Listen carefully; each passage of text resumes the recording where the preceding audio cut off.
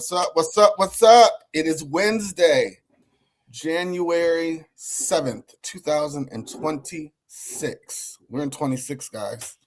We're here. You are with the cast of the Hit List. How's everyone doing? Hi. So we have a lot of stuff to talk about tonight. It's gonna be not too long of a show. We usually go like an hour 20. But we have a lot of stuff on our docket tonight. So we're gonna get the show going as soon as we say hello to Brandy. Brandy's back in the house tonight after being gone for about a month. Brandy, what's up? How was your time off? It was nice. I mean, I got business taken care of. That's what I need the time off for. So it was fine. It was good. I'm doing good. Family's good. Holidays were good. Oh, yep. That's me and Bestie. Christmas celebrating. Where was this at, Brandy? This club out in Lansing, Michigan. I was there for the holidays visiting. Nice. I seen that on Facebook. Lots of food. We had so much food. You cooked all that? No. Oh, okay. No, sir. That's what looked pretty. Tam had the meats and stuff catered. That right there is Tam's seafood boil. Oh, okay. All right. I saw greens back there and some other stuff. Well, I'm glad to have you back. Even though I talk to you all the time, I'm glad glad to be back. I miss y'all pretty faces. I love y'all. Brandy wasn't scheduled to be on tonight, but we were talking on the phone yesterday, and she had some things to say about some hot topics. So I said, just come on tomorrow night. So yeah, Tamar, you're looking all chocolate and Nubian down in Texas. How are you? I'm doing so good. Tomorrow's my birthday. I'm turning 39. Is it really? Yeah. Another Capricorn? Oh my goodness, it's so mean on my timeline. I'm loving it. Oh yeah, Brandy's birthday's next week too. So you guys are both... it's Capricorn season. I mean, it's us, baby. It's us. It's us. Yeah. Well, and you said you're turning 39. I'm turning 39 tomorrow. Yeah, I'm 40. I'm just round that shit. No, this is your dirty 30. Boy, you better take advantage of it when that 40 comes. But you know, life is good. Dang, I missed that 3. Tamar, when 40 hits, things just start hurting and falling apart, and I rebuke that. I'm not listen. This is the thing. I'm already feeling it getting out the bed, like one leg at a time, one arm at a time. Muscles just hurt. Baby Cat said it best. You get older, sometimes you injure yourself standing up. Yeah. Happy early birthday. Hello, you. Aunt Deb. If you want to send Tamar or Brandy a birthday gift, I know Brandy's Cash App is up. Tamar, do you have a Cash App? I do. It is. I will send it in the chat. Okay. Shaq. You're looking all Nubian as well down in Georgia. How are you? Thank you. I am great. I had a very, very eventful holiday. That's the only way to describe it. It was incredibly eventful. Yeah. Some crazy stuff, some good stuff, but in the end it is all okay and I am equipped to handle it. So I feel great. But when I say eventful, I mean eventful, like house full of kids, taking in a new child, LGBTQ child. Oh my gosh. Let's see, car accident. My new truck. Boom. It just kept coming, man. And it happened on New Year's Eve. I was out last minute Christmas shopping. Boom. Well, we buying the enemy in the name of the Father. Baby. But I'm so good. That truck getting fixed. My lawyer gonna give me something, damn it, because I deserve it. How could you do that to me? It was so much going on. And my kiddo, I am now the proud, maybe temporary, I don't know, parent of a 17-year-old young, beautiful little gay boy. He's so sweet and he's a sweetheart. 17. Good luck. Hey, my baby has a 4.0 GPA, swim, track, wants to go to Georgia Tech, has a job. So why this child living with me? Because who don't want that child? Well, I'm proud of you. But That's what's up. Good luck with that. we love It's him. updated and We good love luck. him, and we are happy to have him here. He's in 11th grade, so he's almost done with school. I will do everything in my power to make sure he finishes.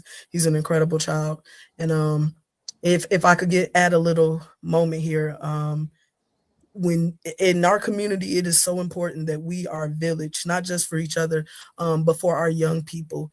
They are not always safe or loved or wanted at home, and it is important that we provide that village. It's Most important. definitely. Yeah. That, Shaq. Well, good luck. But anyway, yeah. Happy holidays. And y'all Yeah, be no blessed. worries. That's awesome though. Yeah. Michael, up in Michigan, Detroit. How are you? I'm doing great. Holidays were very nice. It's been a Yeah. season of change. I got a new dog. I had 3 dogs. I all passed of old age within a 2-year period. My heart needed some time to rest. Now I got a new one. She's a sweetheart. Haven't named her yet. Little pit bull, black and white. Yeah. And also we are closing the brick and mortar of the terrarium. The building has been sold, so it's not like a choice. The new owner said, get the fuck out. So we have to go. We're still in business online and looking for a new location. But at the end of January, we'll be leaving the spot where we're at. So it's a good thing overall. These are the things that life throws at you. Navigate as best you can.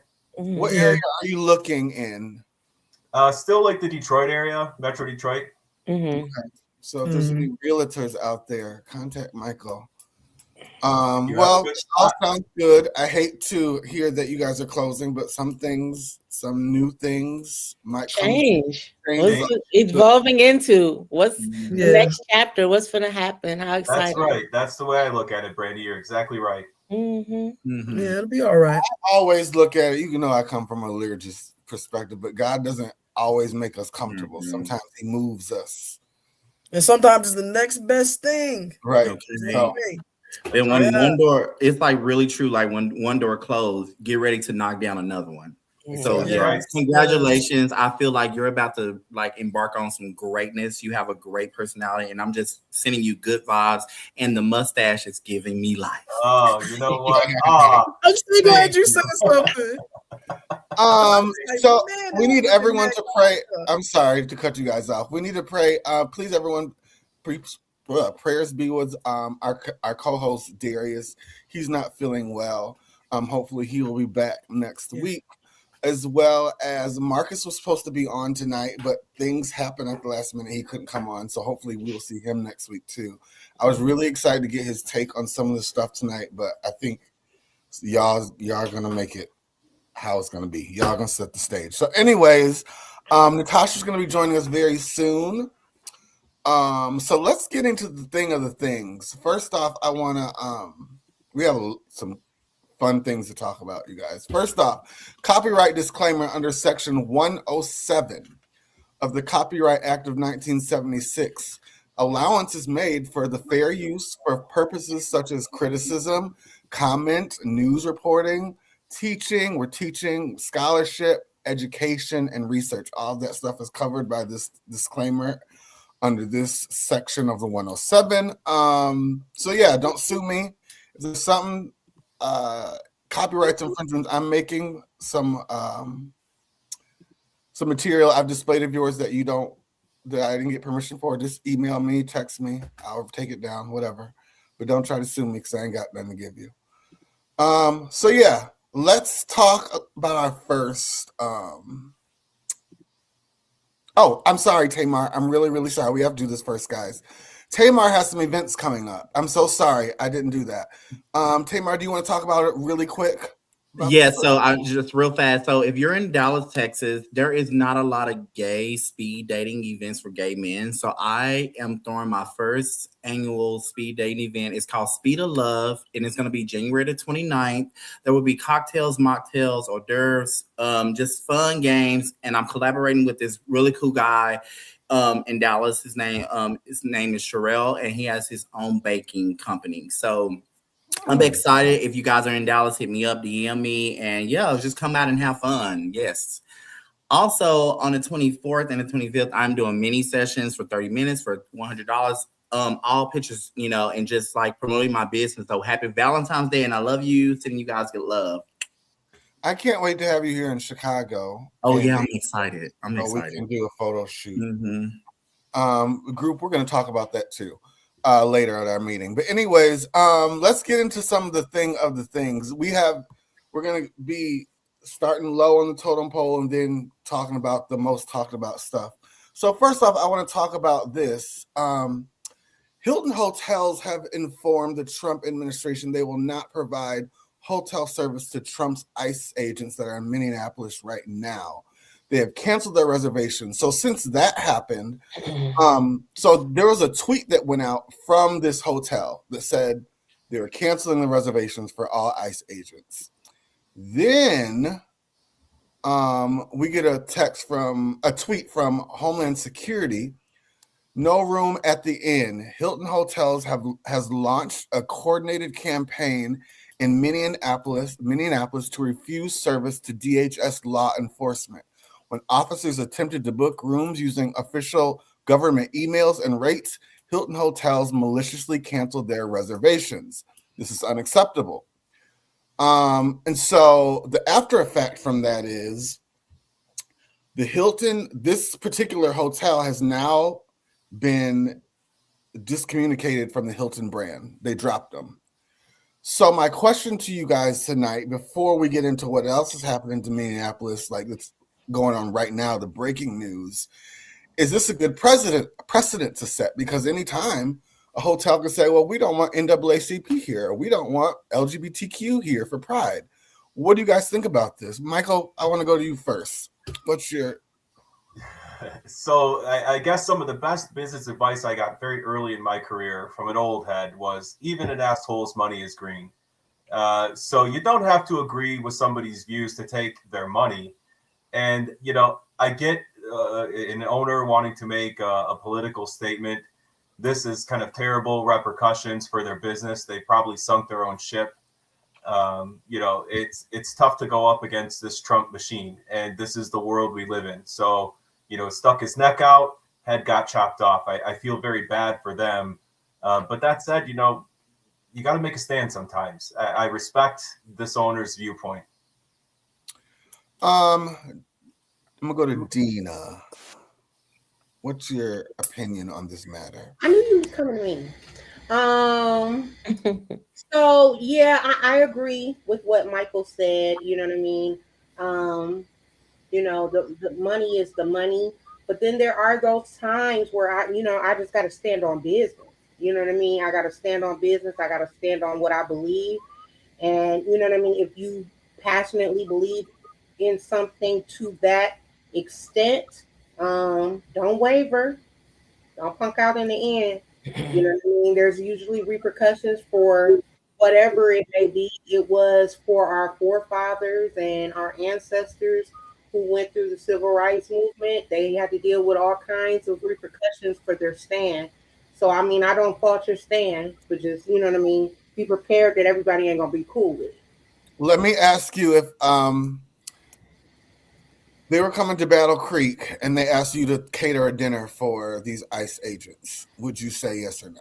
No. You'd say no. I would say no. Okay. I respect that. Mm-hmm. And I need the money too, but I would say no. Okay. I would say yeah. What's your take on this? Oh man.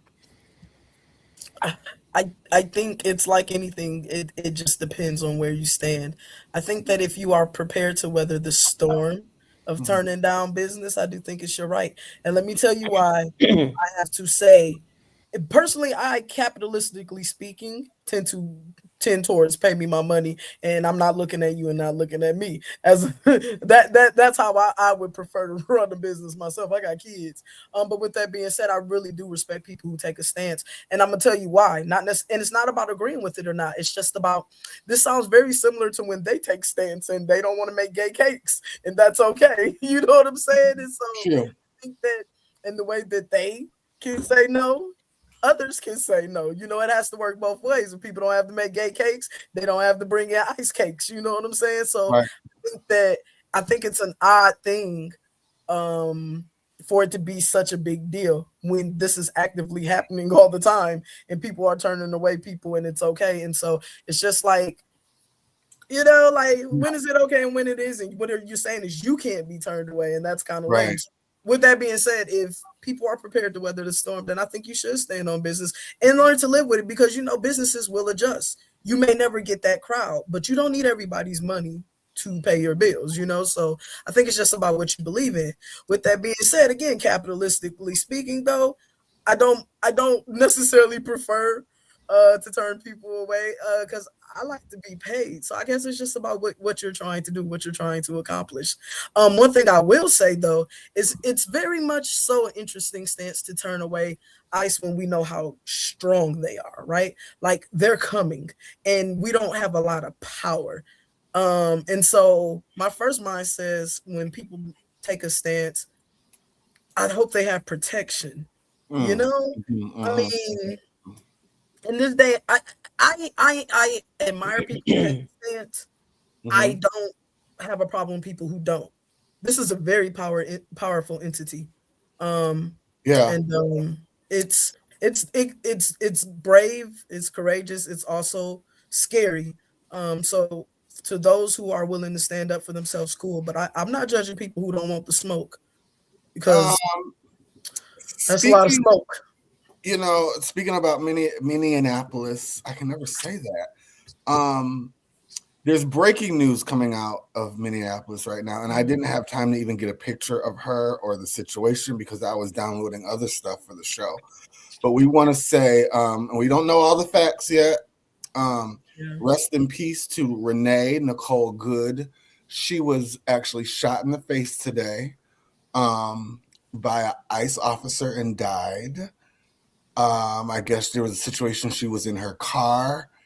I'm not going to say leak because I don't know what else happened after that, but they shot her and she's dead. I have seen firsthand this ICE stuff get out of control. It only takes a little bit of egging on. And I'm not saying she was egging on, but when it's a crazy, I've seen it right in my front yard.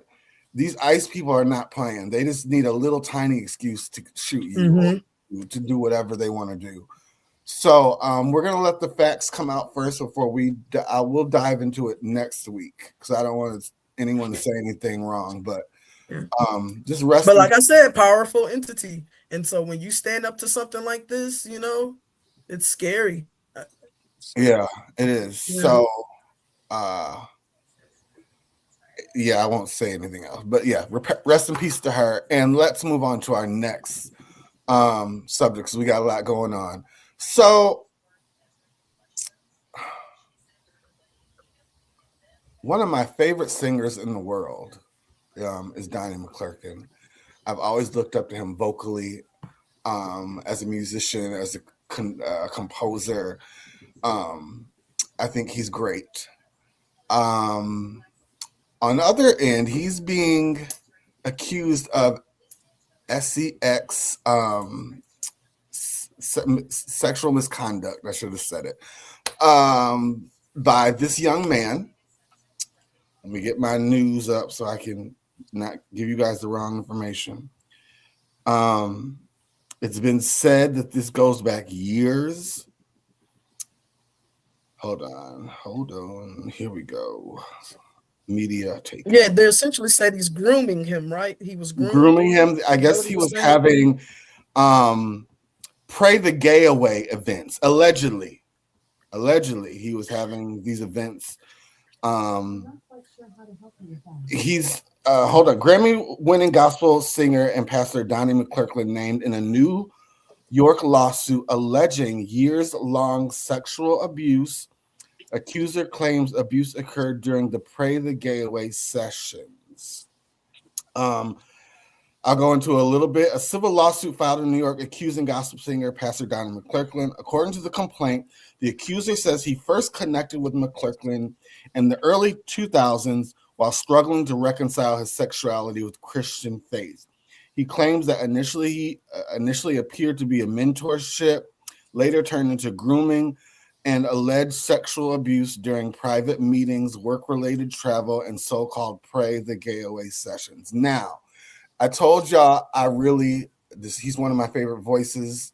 I really admire him. But on the other hand, I witnessed with my own eyes Donnie McClurkin at a Pride, maybe 10, I won't say what state it was, but maybe 15 years ago. He was with two other queens, and they were at this event. And so I, even then, was an instigator, and I went on my Facebook and tagged him and asked him, what's the deal? He blocked me. That didn't stop me from liking his music. I just knew there was something wasn't clean in the milk. So that was my first taste of this seeing him out at that kind of event. Now he could have been witnessing there. I don't know, but he was there.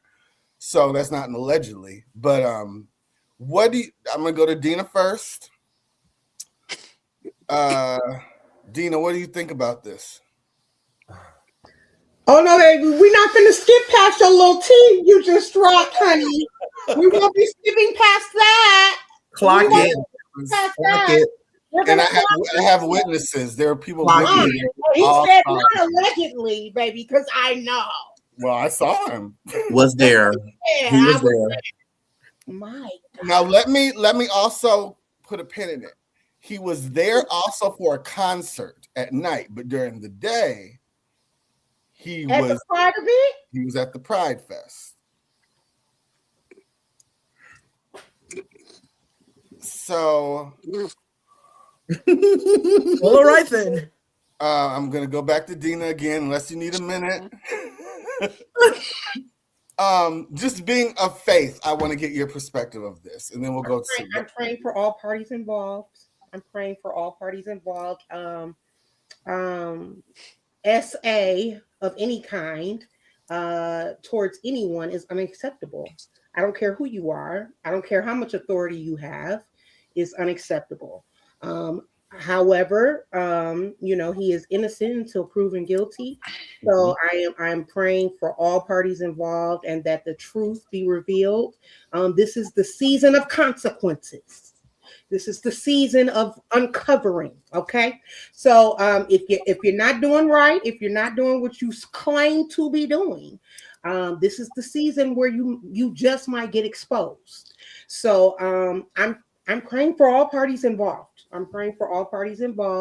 But the tea was boiling hot. Hey, Mar. He fell down and he never got up. And I'm gonna say this, it's punks like this. I'm gonna be real. It's punks like this that sit here and pretend that they don't like and be in the church acting like they is holier than thou. And that's one reason why I turned away from church, because all these videos of you praying the gay away and you still ain't prayed the gay away. You prayed on somebody else. And so it's like, this is my thing. Come out and be in your truth. And you hold that. Hold that thought. Just hold that thought 1 minute. Somebody sent me a text, a direct message. Sometimes internet gets on my nerves. It gives too many people access to you. Strangers sent me a text. Happy Gay Pride Month. And I started to pass it by. I said, let me deal with this one. And I said, well, thank you so much for reaching out to me. But now let me explain to you. Jesus is against the proud. Pride comes before destruction. The heart and spirit come before a fall. I thought you were gay. I thought you was molested as a child, that you gay. If any man be in Christ, he is a new creation. Old things are passed away. And behold, all things are made new. Let God deliver you. Have a good day. No, he sent back again. Oh, so yeah, right. You prayed the gay away. Okay, all right. I said, no, I ain't had to pray nothing away. I ain't had to pray nothing away. If you don't believe that God changes people, then you on the wrong thread. Okay, so he's been very honest about God has delivered him from. That's why I stopped you, Tamar, because I wanted to give that a chance. But you can continue saying what you were going to say. He looked woe down, toe down, through, bent over, hit by a train because he has not been living in his truth. And when you are toe down that much, you are not living in your truth. You are drained spiritually. You can just tell that he's not living his truth. And he gaslit the whole. I mean, he gaslit them. He said, when you don't have to when you don't have to deal with something you don't have to live in your truth. You basically said you have been delivered. So, baby, you know what? I don't understand this type of gay guy, like type of gay person. It's like, if you are gay, clearly, and it's like, it's one of those things in the Black community that I see, like, we go to church and we know who's gay, but people won't say it. They won't acknowledge it. And so when it does come out, it's an issue. But we've been seeing these people in this church this way this whole time. It's just like, let's turn a blind eye because they are the pastor, or they are the deacon, or they are the choir director. They are the people that's bringing the things to the church. But when it's actually coming out, you are in the spotlight.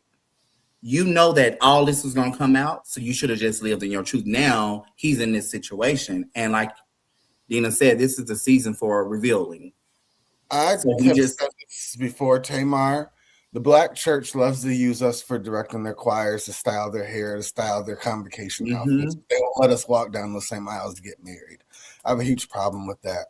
And I've been very vocal about it. Brandy, what do you think about this?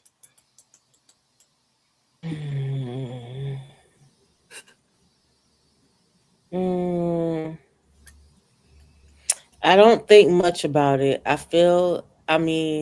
I guess I kind of feel like Tamar. He's a gay man not living his truth. It's not a secret. It's not nothing new. I did have a question about the guy, though. How old? Do we know how old the guy is? Not exactly, but we know he's over 18. Well, he's grown now. I'm wondering as I far think as he was 20. I think I heard something about 21 when it or started, or 20 he's when 21 they now. started. When it started. True. And that was something that I was kind of questioning, like, because he was saying that he was groomed into this, into that. And I guess it's kind of a thing. I don't know. I don't really think about, I guess maybe it's depending on what you're looking for. I can't imagine an adult grooming this other adult to be what he wants him to be. That's why I was asking how old he was. That's 21 years different old. to me. I'm not going to say it's not possible, but that's just it's different to me. It would be easier hearing as a child he groomed me and this happened, and now I'm coming out with it, but blah blah blah. But this was started happening to you while you was already an adult. That reads weird to me. So the accuser is also saying that Donnie McClurkin later sent an email apologizing for his behavior, but an attorney for Donnie has strongly denied the allegations, calling them categorically false. In a statement saying, at no time did Pastor McClurkin engage in corrosion of Mr. Corlato, in quotes. So I don't know. This is very new. So people are forming their opinions. Things are being said. Natasha, what do you think? I think a lot of stuff. So firstly, at 21, when the relationship started, I have a hard time going with you were groomed, because at that point you are aware of age differences. You are aware of potential consequences of dealing with someone older. And so you have the choice. You have the choice to be able to say yes or no. I mean, I understand the power dynamics and everything can make that decision a little harder, but you are an adult at 21 and you can make decisions for yourself. And so that's going to give me some reason to pause on giving this the validity of SA versus a consensual relationship gone bad. Two, I often side eye. I often side eye people who have never been romantically linked to anyone in the church, any church, like Catholic, Black church, whatever, who have never been romantically linked with anyone outside of maybe, let's just say, like a nun or someone that is like within a community that's maybe not within the world, that does not have a lot of worldly influences, where a lot of that stuff is shut out. But when you are a Donnie McClurkin, or when you are a Kim Burrell, or when you are some of these other people who have never been romantically linked with anybody, but yet you are in the world and you in with all of us and you out here with all of us amongst a whole bunch of other romantic couples, married couples, and things like that, I know that there is a desire for you to want to have some sort of companionship with someone, because other relationships around you influence you. And so if you're a nun or if you're a monk or something like that, you are isolated in a community where that is not a part of your everyday life. But when you are in the church and marriage is impressed upon you very heavily, family is impressed upon you very heavily, and the whole thing of marriage and the marriage bed being undefiled, and y'all can have the most wild, nasty sex, and you can't have that because you're not married and you're a leader of the church and you don't necessarily desire that for yourself, or and you don't and you're not having that to the public. That's not a part of your life because you're single.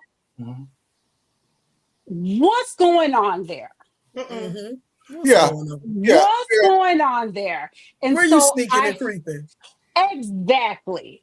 Correct. And so this is where it's just so hard for me to believe that people, I'm not going to say necessarily names, but Donnie McClurkin is satisfied in life just not having a companion at all. He has a companion. We just don't know about it. Yeah, not to mention, you're a pastor, so you have to counsel married couples, and exactly. I know I don't want somebody who doesn't have a relationship trying to counsel me and my man about exactly. So or if you're counseling someone about sex and things like that, you don't have those desires for your own self when you go home after you just got done counseling a whole bunch of couples about that. Like, you don't have those desires for that own type of companionship and those own and sexual acts your own self. I find that so hard to believe because sex is such a natural thing. Sex is such an innate thing. And so I have a hard time believing that you are out here with all of us who are coupled up, booed up, and fucking, and you don't want to have any parts of that. What do you? And so at this point, we really got to do a deep dive in the church where we are at a point of accepting people so that they can actually live in their truth and actually be happy. And actually live their life to their fullest happiness, because you only get one life, and you cannot live your life trying to make everybody else happy, because Church. this is your only shot. This is your one time. We don't get, this ain't a dress rehearsal. This is your one time. Let me pose this question to the group, and you too, Natasha, because you said something. Live your life and be happy. So what if someone says back to you, well, trying to live my life right and getting to spend eternity with my Father is going to make me happy? Then what do you say? That's between you and God to decide, but you can't try to make you can't make people happy. You got to take people off of that, because I think more than nothing, people are trying to make the congregation happy instead of making God happy. Real quick, let's get into some of these comments. Darius, he's watching us. Hello, brother. Hope you're feeling well. That situation is a money grab, pure and simple. Okay. Brandy agrees. We're discussing McClurkin, not Donnie. I was sad. I saw that. A lot of us were sad. So yeah. Ash, I couldn't. When I see people like Donnie McClurkin and stuff, I'm going to give you as simple of an example as I can think of. I love the butter pecan ice cream, the little Talenti one, the Southern butter pecan. That's my guilty pleasure. If you stick one of them in my freezer, and I open that freezer up every day and see that ice cream, I am in turmoil. I did a test once. I stuck it in there for like a week, and to see how long it would take me to eat that ice cream. And I was going hard. Matter of fact, that week I had even taken a couple fat burners. You hear me? I did everything I could to stay away from that ice cream. I think I made 4 days. And so what I'm telling you is, as a human being, the things that we want, we don't make it very long. I made it 4 days. Okay, on some ice cream. Now you gonna tell me he gonna make it 40 years on some dick? I disagree. I just disagree. Say something. I just disagree. I do not believe in praying away gay. I think you can do that, but back to Natasha's point, unless you put yourself in an isolated community that can really help you zone into something else in order to keep it away. Let me tell you, you know how I stay off of Southern butter pecan ice cream? I don't buy it. I don't put it in my house, because if it's in my house, the longest I can make it is like 4 days. If it's in my house, I gotta forget it's in there. You gotta hide it behind the chimichangas so that I don't see them. You know what I'm saying? And so you are in the church every day. You in studios, you walking around men. You are being exposed to the creme de la creme because you are famous and you are Donnie McClurkin and you are a legend. You are seeing prize booty. You're gonna touch it. So at this point in my life, people who like this, who get famous and they talk like this, and then they say that they don't partake, I just know they're lying. I consider them liars, and I think it's all a joke. So I think they all guilty of something. But that boy was 21. So I'm not gonna focus on that, and I don't think he probably should get back. Hold on, real quick. Right after this, I said what I said. Allowed to say, Shaq. I don't want you to say chimichangas or butter pecan ice cream for the rest of the program. I understand what I said. Tamar, what were you gonna say? You got to go back to the prime example. We have a really good example, Bishop Eddie Long. He did all this stuff and was in the church and was the face of the church and was a huge church in Atlanta, Georgia. And then all of a sudden, all this stuff came out. And yeah, when you are in the limelight like this, you have a due diligence to be your most authentic self. And then all of a sudden, all these lies come out, and then everything. You're going to fall. You're going to slip and fall. You're human. Exactly. You're going to eat the ice cream. You're going to eat it if you see it. Okay, Dina, were you said you had what I do agree with,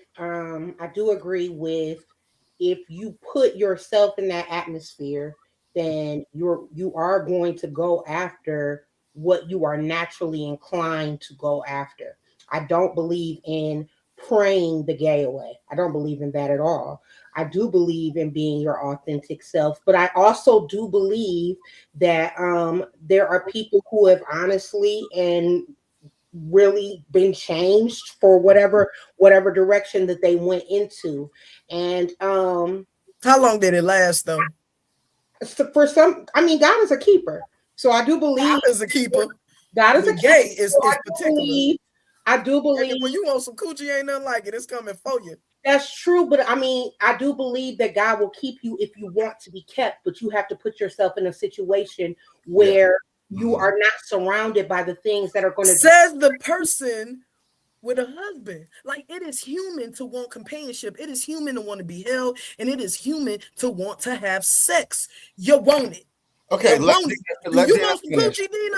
You don't want no coochie, Dina. Like, I'm telling you, man. But here's the telling thing: you, there these are folks people are who are full of it. living not just gay people, heterosexual people. There are people who are living without sex. There are people who are living a chaste life, who are choosing and they usually got a good reason. Like, they used to get beat up and they over it, or they just can't take it no more. Like, there's something behind it. There is an impetus for it. Like, and what we have seen consistently with Donnie is talk of wanting. He talks of wanting partnership and stuff, and then he get the talk. Donnie full of it. I don't believe him, and I do think that there is a small subsection of people who just release, but it's always something behind it. It is never just, oh, I'm done. Usually they are worn out. Usually you meet that woman, she don't want no more kids, she don't want no man or nothing. Then you find out she was married for 20 years and he wore her out, and she done had 7 kids and she's over it. Like, there's something behind it. But no, and you see the markers of it. You see the markers. This dude ain't it. I'm not specifically referring to Donnie. Okay. Donnie is a different case. I'm really more so referring to the idea or the concept that change cannot occur. Change can occur. God can keep you if you want to be kept. I won't argue that. I'm not saying it's impossible. I am saying it's improbable. You have to have a desire to want to, and what your desires are, that's between you and God. That's between you and God. But I'm not specifically referring to Donnie. Yeah, we don't believe in Donnie. But how about that? Because I do believe in self-discipline. Don't get me wrong. I don't want to put this blanket statement and say that people can't do it. Because my mama was over, man. I looked up and my mama didn't date nobody for like 20 years. I started begging her to go out. It can happen. You know what I'm saying? I'm not saying it can't happen, but I'm just saying that these people who preach against it and stuff, all that just reeks of. I think they are dangerous to our community. And so I have a hard time wanting to focus on people who successfully prayed the gay away, because I think it sends the wrong message. People are not smart enough to be that nuanced, So, like, I don't want to give a platform to people like that. I don't believe Okay. Darius said, I think gay people practice incredible self-discipline. The desire never goes away. That's very true. Me and Brandy used to have a member of our family who thought they could pray the gay away. And it was just always funny to us because and people like that always want a platform, always want to be preaching to somebody. Sit down. It just sounded crazy at the time when we were little, and it still sounds crazy 20, 30 years later. Like, you can't pray. You can't. Never. We're not going to go down that road. But yeah, it's insane. Michael, do you think this is a money grab? Do you think there's a case? I guess, for me, I take the religion out of this. This makes me mad. I think there is something inherently predatory and perverse when somebody in their late 40s or early 50s, as Donnie was when he connected with this young man in his early 20s, a 30-year age, that you shouldn't be at that age trying to link up in a romantic way with someone who's in their late teens and early 20s. There's something wrong with you. And I think as a society, particularly in the gay community, we turn a blind eye to this. And I don't know why. I've done it myself. I'm ashamed of it in the past, but it's gross and it's wrong. And I understand he's 21. He's an adult under the law. His brain's not fully formed yet, though. Like science shows, until your mid-20s, you don't think right about certain things. So if you are at an advanced age, as Donnie McClurkin was, and kind of fooling around or trying to influence someone at that age, there is something wrong with you. And I hope that he is held to account. I really do. It's gross. But did he break the law? No. Still, it's gross. It's morally repugnant to me. And in those cases, like you see in these cases with these situations, people that have platforms are able to use that to their advantage. And so, sometimes people they get starstruck and they're like, oh my God, we don't know the conversation. It could have been a potential, hey, I'll help you if you do this. We don't know. Just I'm not saying that it happened, but in cases you have like people that are so starstruck with what they can gain, they just do whatever they need to do to get to the next level. And then it does not turn out the way that they want it. And then this is like, I'm going to be the victim and throw out this because you didn't give me what I want. And there's been so many cases. So hopefully I pray that it does get fixed, but we're going to see more come out. Yeah, we will. And we'll talk about it. So I wish Donnie would just go to a studio and just sing and do nothing else. That's what I wish.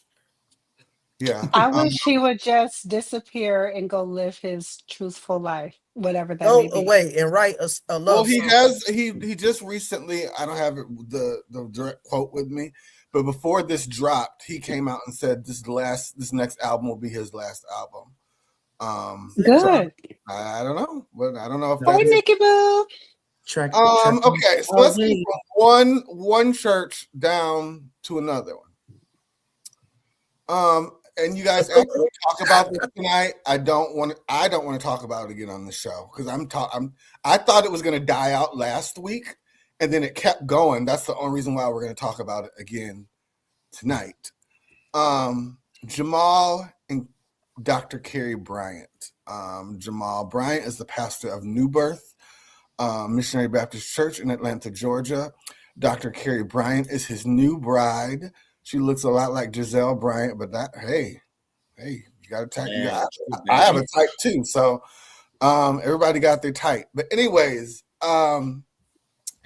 both he and her have been under fire about a dress she chose to wear to a fundraising event last week. I'm trying to get the picture of that dress for you guys. This is the dress that Dr. Carrie Bryant wore to they raised over $4 million for the American Negro College Fund. It was an event of the mayor, a private event from the mayor of Atlanta. They were guests there. And this is the dress she chose to wear. Now, many people in the church say that this dress was inappropriate. They say this dress gives the illusion of nudity. Under there, that's all nude material, but it gives the illusion of nudity. And then they said the ruching by the crotch makes it a little inappropriate. She should have chose something else. So that is the first thing I'll say about that. Now, there's a lot of leaders, religious leaders have come out against Dr. Jamal and Carrie for this dress. The main one being Bishop Wooten in Florida. He's a Church of God in Christ bishop. And he had a lot to say about this. And he always, like Clarissa Shields, always says too much. She just needs to preach, bring souls to Christ, and that's it. Like, you always say the most. But let's listen to what he had to say. A flesh-colored dress, I don't know. It's black dress and flesh color. It gives the illusion that she's not wearing anything underneath. And I heard the preacher, when he defended her dress, by saying, first of all, he bought the dress. And then he said, I want to address people who don't know anything, who haven't been anywhere, who don't know nothing. So I guess our objection to a man of the cloth presenting his wife in public looking like a $2 whore. Two. At least two. Now, I didn't say she was. I'm not talking about her. My statement is not about her. My statement is about him. I said he presented his wife, and he said he bought the dress. Those are his words, not mine. And there is nothing classy about that. There's nothing modest about that. He said we haven't been anywhere. What I would like to know is where have you been? Where did he go? So I'll make sure that I never go there, because I don't want to go anywhere and I come back with that kind of a notion. Now, I will say this, and this is a comment about my wife, not his wife. This is a comment about my wife. My wife wouldn't have done it, no matter what I said. She just would have said, honey, I'll wear this for you. I wear this for you at home. Okay, so first off, his wife could never wear that dress. I'm just gonna put that out there. You ain't heard about that man's wife. She could never wear it. Never. Secondly, Never. now just because I say that does not mean I have two things can be true at once. I'm gonna give my opinion, then because I never really give my opinion on stuff like you guys do. I think he could have kept that, because I believe a pastor's or a bishop's first job, bottom line, is to bring souls to Christ. Nothing what he said in that last 2-minute rant is going to bring anybody, and all those people cheering him on, they're part of the problem. That doesn't belong in the pulpit, in my opinion. Bishop Wooten talks too much, and he's MAGA, so we won't even go down that road. Secondly, I think to a certain age group of people, I'm going to talk for myself. Others might have different opinions. For 40 on up, I think some of us might have been okay with it, but kind of still was like, okay, I wouldn't wear it. But because us 40 and up, we grew up with different church mothers than they have now. Mm-hmm. We grew up with the mothers that put a cloth over your leg if your skirt was too short, or they didn't want you chewing gum in church. Like, we had different rules and standards back in the 80s and 70s, 80s when coming up in church. Now this is a new generation. They don't see things like we did in the past. It's a new day. So I wouldn't have wore the dress being a first lady, but I'm not a first lady and I'll never be one, so I won't have that problem. Yeah, her husband proud. She should be proud, right? I mean, they happy together. Keep that. Hold that. Out a dress my wife had on. Now, they didn't say anything about the $4 million that was raised for the United Negro College Fund. They never mentioned that she prayed until heaven came down. They never said anything about this was the largest fundraiser for for HBCUs in the country. But insecure, jealous, petty, small-minded people got in their feelings and set up a false barometer of holiness based off of a dress. Now, you got to help some people, because some people have embraced the full knowledge of ignorance without any assistance for understanding. The dress was not see-through. The dress was flesh color.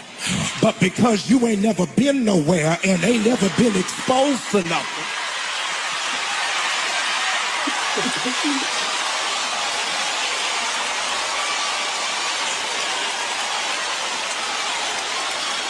y'all don't like this. I need to set the record straight. I bought the dress. And I like it. I don't care whether you like it or not. She ain't mad to y'all. She mad to me. Right. It did, however, stand out to me that there were religious leaders who used their platforms to say things that I truly was confused by it. We talk about grace. We talk about understanding. There was at least one bishop who said that I'm paraphrasing here because it's actually really hard to even say, but implied that you were treating her like a prostitute, essentially, is what he said. Yeah, it was very painful. I don't use my platform to preach against other preachers when there's so much that's going on in the world. Did it hurt? I mean, this is the woman, as you said, when your 5 habits, one of them was to protect her. Yes. And to not be defensive in protecting her. Yes. How did it feel because it is your wife? Yeah, it was very enraging and irritating. And at the end of the day, had to think to myself, to respond to that, does that grow the church or does it diminish it? And so at that moment, I had to separate my humanity and really deal with my divine call. Now, again, I say two things can be true at once. I don't believe either one of them should approach that from the pulpit. I think he has a podcast. He could have said that on his podcast. It's a rap battle. Yeah, that's basically what it is. I want to get in these comments and then we'll go to the co-host. Darius said the gala was not a church event and that lady is a multi-dimensional. She's more than just a first lady. But I think when you're a first lady, you're always on stage, a pastor or a first lady. Just like the mayor or the president, you're always on. You don't get to have a day off or a night off. There's someone always looking at you. That's just my opinion, Darius. Jonte said, I've seen worse things at gospel awards. She also said, funny, they use their platform for this, but not some more necessary things. Okay, so let's go to the co-hosts. I'm just going to go right down the line. Let's go to Tasha first. What's your thoughts? So my thoughts are, as a first lady, because I come from the old school church, so I would not have seen my first lady in anything like this. But I do think that we are not used to our first ladies dipping in glamour. Like my grandma was, clear or light pink nail polish. Red was for the ladies of the streets, So we're not used to seeing makeup on, for our generation and older. We're not used to even seeing makeup on our first ladies. So we're talking flesh tone dresses to give the illusion of nude. That's pushing the envelope. So would I necessarily say that a first lady should be in that? Me personally, no. But was it the most offensive thing? No. So it's kind of one of those things where this could be a transition piece into a new era of church leadership, first lady. I mean, I'm open to it. It's not the most offensive thing that we've seen come out of the church. It's kind of one of those things, though, too, that I think that are we bending the are we going a little too far? I don't know. I don't know. It's a tough one. It's a tough one because they're also younger too. And so we also have to remember their ages because Bishop Wooten is his age. We will. And then, right. And Jamal Bryant is barely 50 in his 50s. So I don't know. I try to be open-minded. So this one is I'm double-minded on this one. My aunt is a prophetess first lady, and she did a bikini competition for bodybuilding. Is that inappropriate? Interesting. And it's not because no. Brandy. I think as far as Jonte's auntie, probably not, because if that's part of her job or her career or whatever, you know what I'm saying? She gets paid to show her body. That's, you know what I'm saying? Or win these competitions for showing her body or however that goes. So I don't think that's the same. I think that dress was so inappropriate. I think that dress was so beautiful. I would have loved to have seen that on Cardi B or Nicki Minaj or somebody like that, not on nobody's first lady. Like that her husband came in defending, talking about nobody spoke about how much money was made at this event, blah, blah, blah. I feel like they probably could have still made that amount of money had she had on clothes or looked like she had on clothes. Like, I don't think her dress had to look like that for them to get the money for the event. I thought it was inappropriate. And I also agree with you that it's inappropriate of them to bring it to the pulpit. Why are we talking about this in church? Why are you so opinionated about her dress at church when, like you said, you should be trying to bring people to the church, save souls, preach the word? What does that her dress got to do with it? You could have kept that to yourself. Most So, definitely. about it. And hold on. My mother was so incredibly glamorous. Bling up, hair done, nails done, heels, leather this, fur this. She never looked naked. I was gonna say that, Brandy, but I hate always talking about our family on here. But I was gonna say the ladies I grew Because up she was around, so glamorous. they dressed down. Like Down. No, down. it was dress. Dress, yes, but makeup, like the big, like full makeup, like Well, the red Natasha, nails, red lip. Because I grew up Kojic, so like I said, red was for the ladies of the street. Okay, you weren't gonna put on no red nails in front of Grandma Betty. Okay, you weren't gonna put on no red nail polish. well, I don't know how close you watch Kojic, but Kojic has changed, baby. No, it has, but I'm saying I'm only 40, and so you have Well, to yeah. remember, like, Yeah. so these were my grandma's rules. My grandma never wore pants. My grandma was always in a skirt. So I mean, and that's not that long ago. You're So right. I mean, there's been a sharp turn quickly, but I mean, that's not that long ago either. So I think can that see we it have both a lot ways. of we got a lot of changes that have happened quickly. I can So see it. that's what I'm saying. Is this dress one of those changes that are happening in this rapid change? I don't know. Like I said, I can see it both ways. I've had women I grew up with, my mom, my grandmas, they all dressed down for church, but they were covered but glamorous still, dynasty glamorous, furs and everything. But all that. this is different. And I also want to say, I think I'll save that. Dina, what do you have to say? My mother is a first lady now. She's currently a first lady of a Kojic church. And has always been a dresser, always dressed down. And for many, many years, she would not wear pants. For many, many years, she always wore makeup. She was always beat. But she would only do like French manicures, never color nail polish. For many years, she wouldn't allow me to do it. For many years, I couldn't go to Tuesday night Bible study in pants for many, many years, right? And so the church has evolved since that point. And I'm here for them evolving. I'm here for it. In regards to this particular dress, right? I don't think that Dr. Bryant was even thinking that this is getting ready to be like, first of all, I feel like it's selective outrage. I just sent Ashleigh a picture of a dress that she wore maybe a few months ago. Far worse. Far worse, right?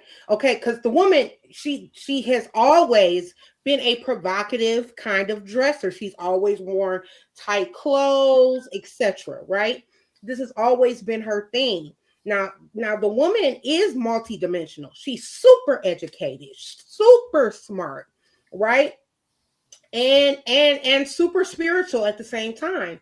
However, you know what I mean? Her approach to the office of first lady is definitely different. Mind you, she's been a first lady for a year. There is no handbook on being a first lady.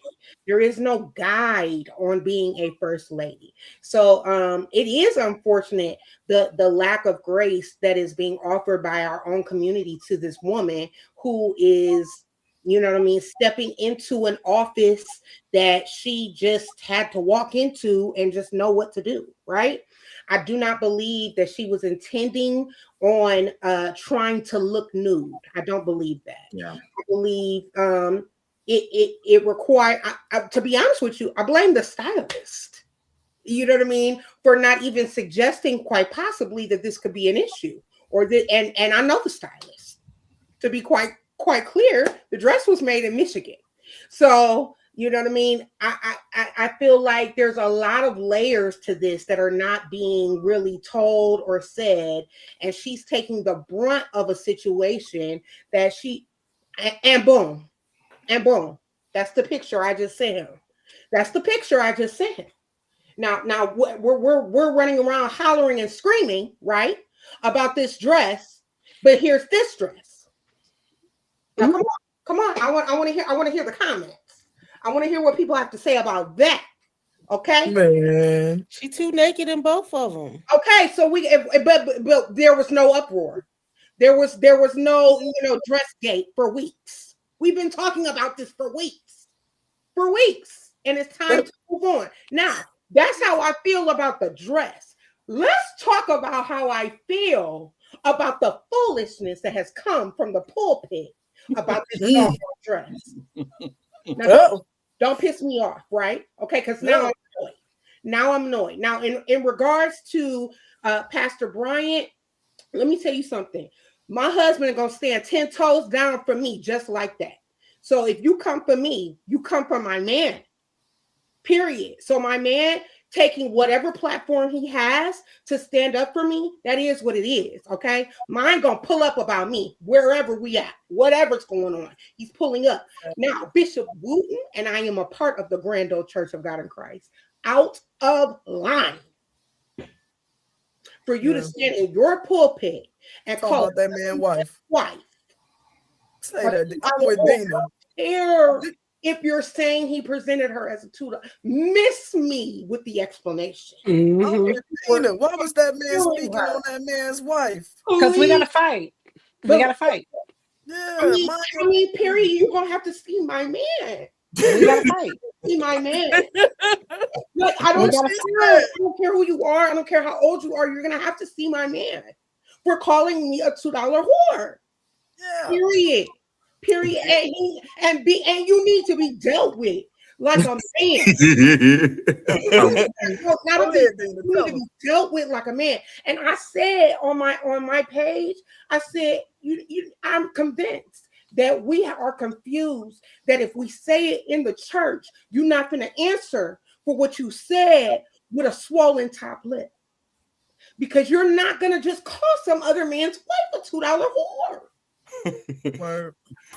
Darius says, I agree. This should not have been addressed from the pulpit, but I understand the husband defending his wife. Darius also say we didn't give Will Smith that same grace when Chris Rock talked about Well, Jamal didn't go slap him. That's very true. And hold on. And what Darius is talking about is public grace, because people that I don't know too many people who had a problem with what Will did. I mean, that's his wife. I think Dina said everything that needed to be said. Like, that man, like, my woman is fine. You're gonna that have man, like, my woman is fine, and she look good, and I support her. Like, the end. That's just weird to me that man was speaking on that man. That man wanted to clout. That's insane that you called that man's wife a two. Yeah, that is kind of crazy from the pulpit. That's wild. From anywhere. That's something he could have kept between him and his circle of friends. Like, if that was my husband, I would have been like, what? And you know what, Ashley? Ashley, you made a comment about how those people were in the audience saying, But what happened was he did some messy bitch shit, and then all the messy bitches out there in that audience felt empowered. If you listen to the recording, somebody yelled, "Cut it!" And that was because they were trying to say, "Cut the feed." No, you waited too long. We saw I feel the same way about when people are egging pastors on when they get on the LGBT. They start preaching that from the pulpit. Like, why are you geeking him on? Like, you hate us that much? Like, I've never liked that. The church is wild. They talk so much about this marriage stuff and to getting together. And you get up there and get to talking about the people's marriages and stuff. Right. Married people business. Michael, I know you're not from the church. You're not, but what do you think about this? I want to get your.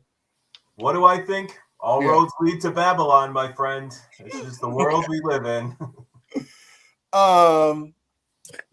Darius also Man, said said, crazy if the leadership of Kojic won't correct Wooden or say anything about what. That's true, Darius. I'm That's praying, true.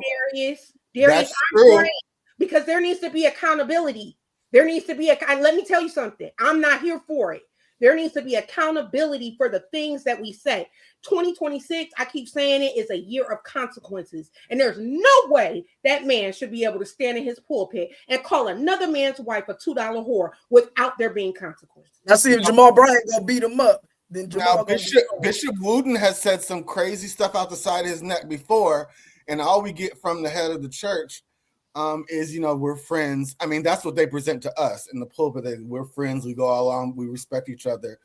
I don't know if he's been, talked to in the background without people knowing, but we've never seen Bishop Sheard we've never seen him correct him or fix it, Jesus. One thing about being a woman, you can be a married woman and everything, you still get talked about. Boy, that's women just ain't safe. Women ain't safe. Is insane. That's Tamar, what do you think about this? Yeah. Yes. I just think this is disgusting. He stood up there and looked like a sock puppet, for one. Sitting up there with no neck, talking about somebody else's wife and saying your wife would never wear this. We don't want to see her wear this. If you look like that, we good, bruh. Like, and this is the thing, like, I feel like if somebody wants to buy their wife something, this is the thing about what's wrong with people in general. Everybody has an opinion about somebody else's life. Like, and I mean, I when I saw it, I was like, okay, that's a baddie. Like, that's a baddie in the church. She's the first lady. Okay, she's like bringing fashions to the church. Like, sometimes fashions ain't in the church. That's what he said when he saw her in that dress. He said, dang. And I agree with Dana. Like, if you have been in a position for a year and you're walking into something that you've never been in, I can't expect you to automatically know how to be, see, hear, feel, understand, do what needs to be done if you've never done it before. And so there is no grace being given to someone. And now you don't know mentally what she's going through because now she's a laughing stock. Yeah, that's true. Church. So That's now true. you don't know what this woman is going through behind closed doors. And this is where, like, if you are in leadership, again, you should know how to present yourself. And I don't think this man presented himself very well. And if this is the thing that he's going to continue to do, I feel like people may start walking away from that church because they are going to look bad. And obviously no one there is holding him accountable. And that's really bad, especially being a man of God. So yeah, I know we were going to spend a lot of time on this, but we got to move on. It's almost 9:00 my time. So it's almost 10:00 you guys' time. And we have a meeting after this still. So we got to speed through these next things. So let's, we might have to skip fashion files tonight. Let's, let's go to our next subject. Will Smith is in the news. This broke right after our show on last Wednesday. It broke the next morning that he's been also accused of SA with a young man who was on tour with him. Now, this is the thing about this.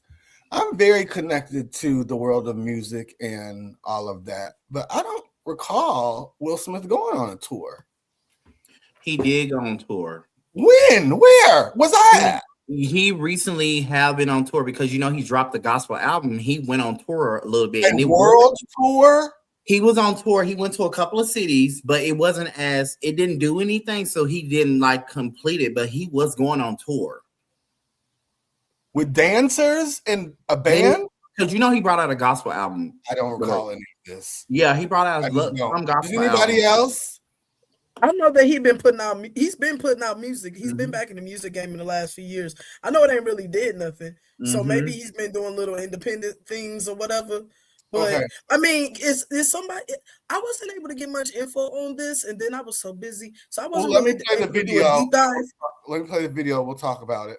Right. I just wanted to talk about something really important. Earlier this year, I was hired to be a performer on a major tour with somebody who is huge in the industry. So I was excited, proud of myself for getting the opportunity. Unfortunately, some things happened, and I can't get into the details of exactly what that was, because it's already a legal issue right now. But the reason why I'm speaking out about this is because getting fired or getting blamed or shamed or threatened or anything like that simply for reporting sexual misconduct or safety threats at work is not okay. And I know that there's a lot of other people out there who have been afraid to speak up, and I understand. And if that's you, I see you. And that's pretty much it. More updates to come soon. Thanks for listening, everybody. Now let me say this. I've been reading the comments, and for some reason why a lot of people don't believe him. So he went on tour. He recently just got off tour recently, and he only did UK and European, and it was called Based on the True Story. He brought out an album recently called Based on the True Story, and this is the first album he brought out in 20 years, and he hasn't really been in America, but he was in European and the UK on tour, and it was supposed to come to the US, but it hasn't released the date yet. Okay, we'll stop. Okay, so my mom said, I feel So like was it Will or somebody working with Will? Now this is where it gets fishy. Because I still haven't been able to figure that out. This is where it gets fishy. He's never said his name. He's never said his name, and people just put pictures side by side. A lot of people are not believing him. I don't think he looks like. Now, if he was, let me say this: if he was 6'2", yellow skin, wavy hair, I think people would feel a different way. But I think it's because of the boy. I think I think it's because it's Will. I mean, you don't think it's because of the way he looks? Well, I mean, the looks may or may not be helping him. I'm not saying that, but I don't. I think it's more because it's Will, and Will's being like very out there, and like him and Jada is lit, and they known for being lit, and it's just I don't know. Think if someone that came out that looked like what's that boy, August Alsina, do you think they'd be telling the truth? Do you think it would I guess different stuff? I don't know. I ain't saying his looks help give him any validity, but I do. I don't. Yeah, you know what? This is the thing. I don't even know if they talking about Will. But you know what? The way this stuff is worded, it could be somebody connected to the tour, and he's mentioning Will because Will is the one that's gonna bring attention to his case. Like, I'm still confused on who's getting accused. I don't get it. That was very great to me because he's never said his name. Not even about saying his name, but the way that he's speaking. I haven't been able to say that he's directly making an accusation against the famous person whose tour he's on. Hold on. Let me jump to Michael. Michael, do you have to name someone in a lawsuit for it to be like, how does that work? Well, certainly there has to be another party. So yes, things can be sealed or whatever, but there's a name in there, most definitely. I also think this one's kind of like a sea of gray.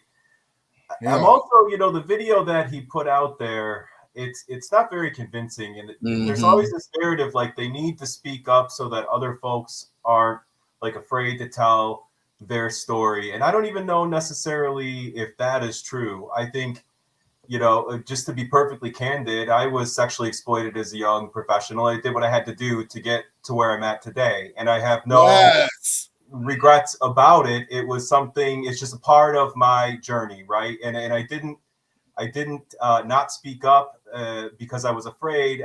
This is just how life goes, right? So I always question sometimes folks who tell vague stories and leave out details, and I wonder about the motives. That's all.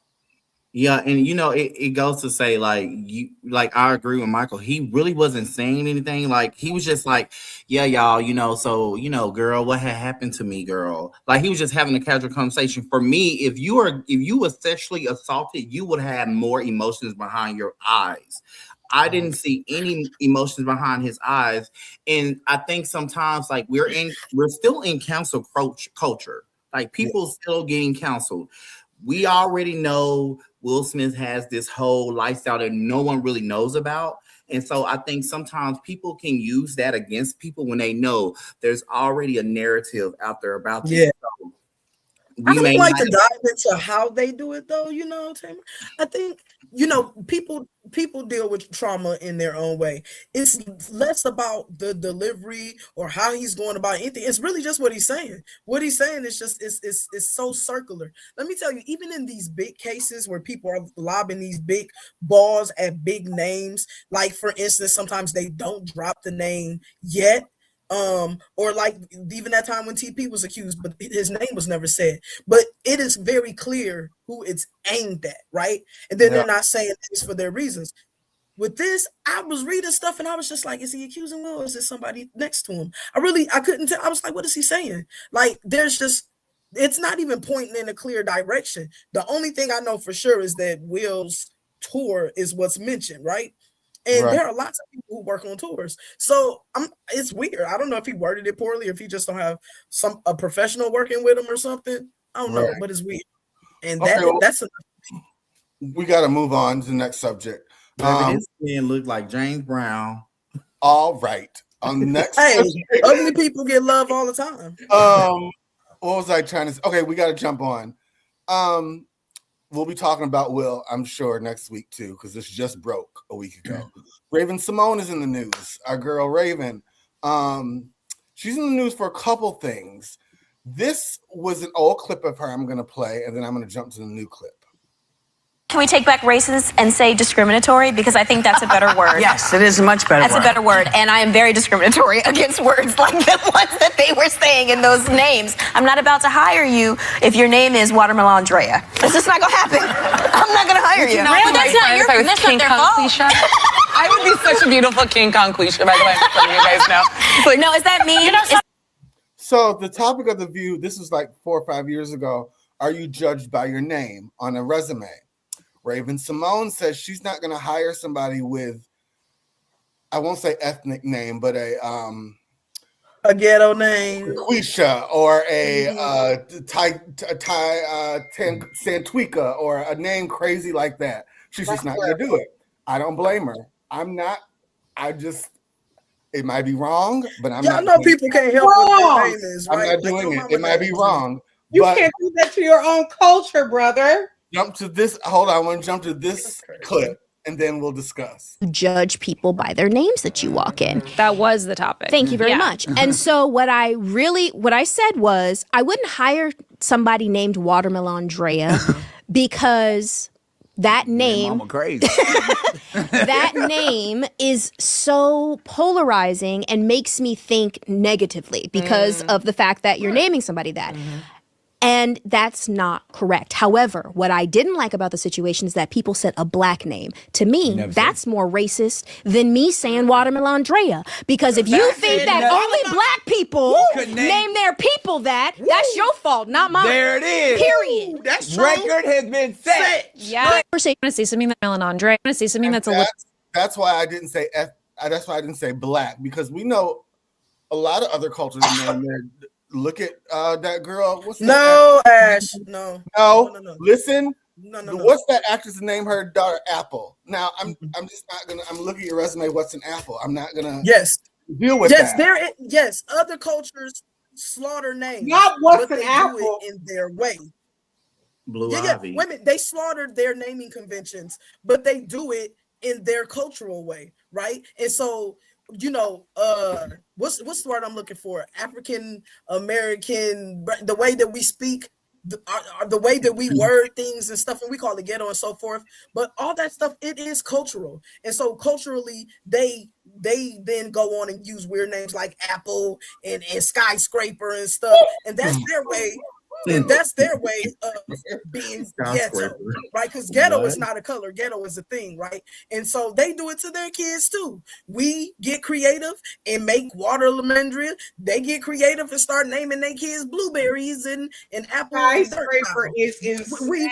You know what I'm saying? But it happens in every culture. If you go into the Hispanic culture, they have more creative words, and their kids are named more creative things because their their aunt and uncles or whatever were a little bit more creative, but it is cultural. It is Black. They are pointing to, she is saying Blackness when she says it, because it's unique to us. It is unique to us to do that. And so every culture has a ghetto portion, right? Every culture has the ghetto side or I'm more still creative not saying side. I'm still not saying ghetto because I don't believe. But we don't have to say ghetto. But listen, we will say ghetto and we will tie it to a specific race. But but what ghetto means is ghetto. And white people can be ghetto, Black people can be ghetto, Hispanic people can be ghetto. Like anybody can be extra, okay? Because that's what we're really talking about is extraness, right? Sometimes people are extra. And the way that you are extra in your culture, for instance, the way that church people are extra versus the way gay people are extra, right? Like all these little different cultures and subsets have their own level of gaudy or their own level of extroverted or whatever. Right. And so when something like water lamandria will come from our people, right? And the version of water lamandria with some white folks would probably be skyscraper, right? It's just all people's culture just going left. We know what that stuff means. That stuff is talking about Black people. And then she wants to hide behind that, behind that foolishness, she said, by mentioning that everybody is ghetto. Yeah, everybody is ghetto, and you are hating. Give skyscraper a job, give water lamandria a job, give whoever's qualified a job, because they don't name themselves. Parents name children. And now you're saying that you need to grow up and you need to pay to change your name because I'm hateful. I think parents should think a little clearly when naming your children. Sure. Well, when your parents don't think a little clearly, you still got to pay your bills. For years. In the teeth. I got picked on for years for the name Ashleigh. But as I got older, I love the name Ashleigh because I walk in the room, people don't be expecting to get Ashleigh. So they're always like, oh. So I always catch them and be like, you didn't think I was a Black man. I think parents should think sometimes about what their kids might go through with their names a little bit more. Everybody can't talk about this one because we got to get to one more subject. I'm gonna. There's nothing left to say. Okay, let's move on. Raven is increasingly ignorant. Okay, let's talk about Raven Simone is still in the headlines. Her and Nick Cannon. We're talking on their podcast, and this subject came up, and I want as many opinions on this as possible. And my father had this conversation. The culture, again, connected to slave connotations, we were taught that to, spare the rod, spoil the child. Yeah. We were taught to reprimand was to be physical. I don't think this generation feels that way. I've never hit any of that. Okay. We debate on this. We do. This is that soft parenting stuff. But you don't abuse your child. It's not abuse. I think there is a fine. Okay, my mom used to hit me with belts, right? Now, if you ask her today, she says she didn't. But I know she did. Oh, I love when they say that. I know she did. I ain't did that. They ain't do I love when they didn't do it, but I know she did. Selective memory. But this is what I think. I think that you do have to teach your children discipline. Yes. But not physical. It depends on the assault. kid. It depends on the kid. These kids is not equals, though. No, they should have reverence for you. Mm-hmm. And none of these, but they shouldn't fear you in a way that they flinching. I flinched at my parents. I flinched at my parents to the point where one of them no longer is here, but I'm not friends with them and I went no contact.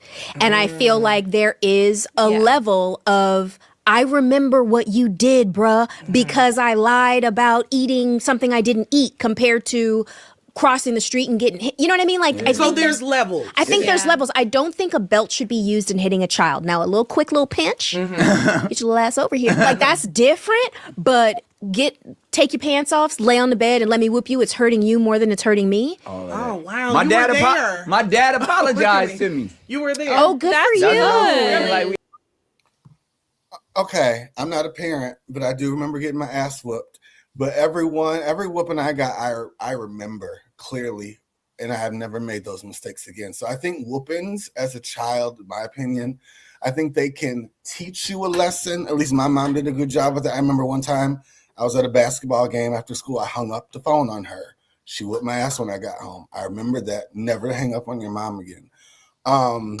There's some other stuff me and my cousins did. We got our asses whooped for it, like pouring my grandma's bleach out on the grass, playing house and tacos. We got our ass whooped for that. I remember all those things, and to never do that stuff again. So I think whoopings are important to a certain extent. But I also have family members who told their grandma, if you whoop my kids, I'm whooping your ass. So I don't get that. This new generation has that kind of thing about not whooping kids. People with kids, I want to hear from you first, and then we'll go to the cast. Dina, what do you think about this? I don't whoop my kids At all. Nope. Let me hold on. So I don't whoop them, but I snatch them up. So like you know what I mean? Don't play with me ever. And so I will snatch them like who you talking to? Like I'll snatch my kids, but do I actually like whoop my kids? Do I hit my kids? No, I don't. Now my oldest child, you know, she got popped a few times. I'm not even gonna lie. She got popped a few times, but I kind of like evolved as a parent. And I don't have to hit my kids. I don't. Like my kids, they know not to play with me. And I don't play no games with them at all. So like my word, they take my word as she ain't playing. But every once in a while, you know, they want to get a little froggy, so you're gonna get snatched up.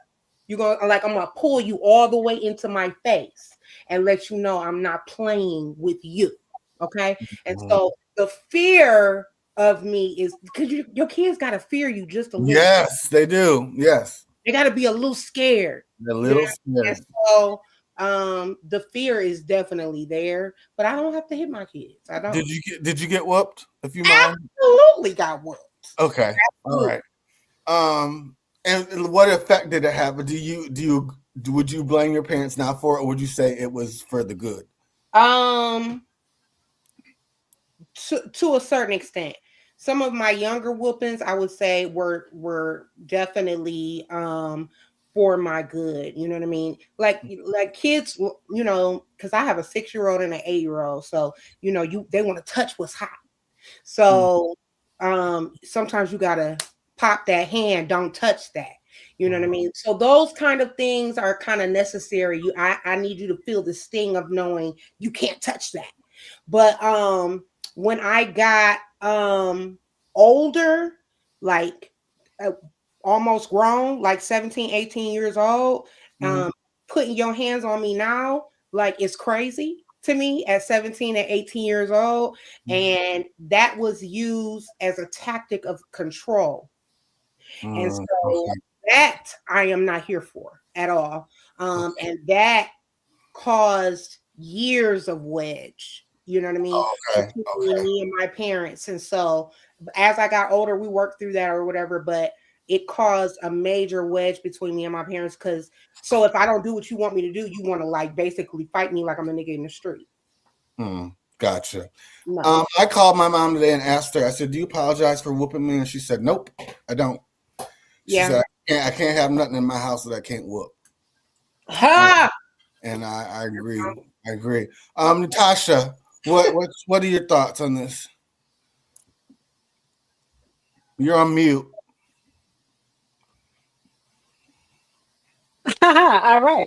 So I have popped McKinley a couple of times in the past, and I have evolved beyond that now. Just like Dina said, I snatch her up. I have snatched her up, and I will not hesitate to snatch her up. But I have her to the point, actually, just before the show, I was fussing. She was like, can you please stop yelling at me? But Miss Girl was taking her sweet ass time. And so I was down her, like, you get it together. So I'm at a point now, my mouth is enough. Okay. My mouth is enough. And I can converse with her at school. If every once in a while, she might act a fool. It's not really act a fool. It's just, I don't really like your behavior at all. And so I will correct her right then and there at school and for the teachers. If there's just a slight little thing that I don't like with what she got with the teacher, I will make her apologize. I've had teachers tell me, I have never had a parent actually make their child apologize to me. I run a tight ship with mine. So she knows to not play with me. She knows to respect all the adults around her, and she knows that all consequences are predictable with me. She knows that I will stick by my word with whatever it is that I tell her will happen. So I don't have to beat her, whoop her, or anything like that. Her and I can converse and we can have a conversation, and all consequences are predictable. I'm gonna ask. So I don't have to. I'm gonna ask you the same question. Were you whooped? Hell yeah, I was. Yeah. Did it help or hurt? I didn't honestly. I really don't think I needed to be whooped as a child. I was a good kid. Okay. I was a good kid. So honestly, I don't think it really. I think my mom did the best she could with what she knew. My mom was a young mom. She had me at 17. So I mean, my mom wouldn't have had the mental and emotional wherewithal to not whoop me at that age. She just wouldn't have. I think it's one of those things that you have to have some emotional and mental maturity to be able to walk those parental waters without spanking your child, because trust me, it is trying, and spanking is a quick fix. Yes. And people don't realize that spanking is a quick fix. Yes. Spanking is, I got you, sit your ass down. Yes. But me talking with you and me being on you all day without putting my hands on you and emotionally and mentally regulating myself and helping you emotionally and mentally regulate your own self, and that's a long process. And people don't understand that. Okay, Brandy.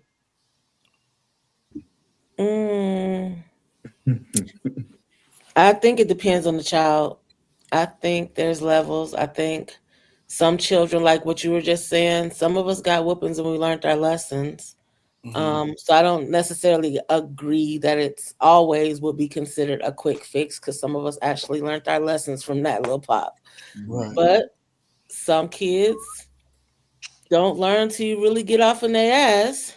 Yeah. And some kids, no matter how much you beat them, they just don't learn or do different. I can't say learn, they don't do different. So beatings ain't for, and there's a difference between whoopings and beatings.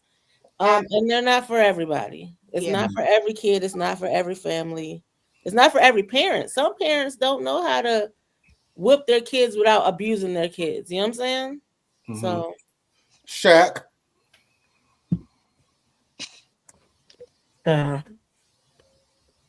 I will start by saying that yes, I was beat as a child. I was actually abused, and I grew up in abuse. To the point where actually one of the cousins I grew up with was taken from our family by a court of law. The rest of us, nobody come to save the rest of us, but his grandparents wanted him, and they came for him and got him away from us, and we only saw him on weekends after that. I had a very abusive uncle who beat the tarnation out of us. And when I say beat the tarnation, I'm not just talking about all the famous whoopings you heard, like extension cords. I'm talking about he'd get creative and braid them together. He'd go out there and we'd pick switches, he'd braid them together, and he beat us with them switches. And it was brutal, and it was normal to us. And so it was when I recall when our cousin was taken from our family, we collectively were angry that he left us. Like, you know, what you trying to say about us? You know what I'm saying? So I had to do a lot of deprogramming as I came into adulthood and began to learn.